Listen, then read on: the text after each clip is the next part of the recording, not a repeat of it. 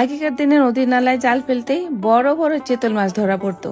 তখন মাছের আকার আর স্বাদে ভেজাল ছিল না। এখন নদী শুকিয়ে যাচ্ছে, বড় মাছ দেখাই যায় না, সবই যেন ইতিহাস হয়ে যাচ্ছে।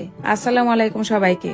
মাছের কাটা বাছার ধৈর্য হয়তো এখন অনেকেরই নেই, আবার প্রসেস জানা থাকলে সহজেই হয়ে যায়। চিতল মাছের পেটিগুলো ভালো করে মশলা মাখিয়ে ভাজবো আর পিঠের গাদার মাংস বের করে বড়া বানাবো। অনেক কষ্ট করে কাটা বেছে যখন বড়া বানিয়ে খাই, তখন এই কষ্টের কথা আর মনে থাকে না। শুকরিয়া সবই আল্লাহর নিয়ামত। আমি একদিকে রান্না করছি আর আমার ছোট মেয়ে অন্যদিকে কেক বানাচ্ছে। মাশাআল্লাহ বলতেও যেন ভুলবেন না, কি সুন্দর ডেকোরেশন করেছে। অনেকে মনে করেন একা থাকলে মন খারাপ হয়, কিন্তু আমি বিশ্বাস করি কাজের মধ্যে থাকলে মন প্রাণ দুই ভালো থাকে। যখন নিজের হাতে রান্না করি কিংবা বাগানের কাজ করি, তখন দুনিয়ার সব দুশ্চিন্তা দূর হয়ে যায়। এই যে চিতল মাছের কাটা বেছে বড়া বানানো, এ তো শুধু রান্না না, এক ধরনের আনন্দ।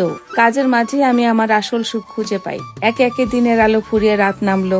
সারা দিনের ব্যস্ততার পর আমরা সবাই মিলে ছাদে এসে বসলাম। খোলা আকাশ, ঠান্ডা বাতাস আর কাছের মানুষগুলোর সাথে প্রাণ খোলা আড্ডা। আসলে দিনের শেষে এইটুকুই পাওনা। এই আড্ডার মাঝে লুকিয়ে থাকে এক অদ্ভুত শান্তি। কাজে যেমন মন ভালো থাকে, আড্ডায় তেমনি প্রাণ ফিরে পাই।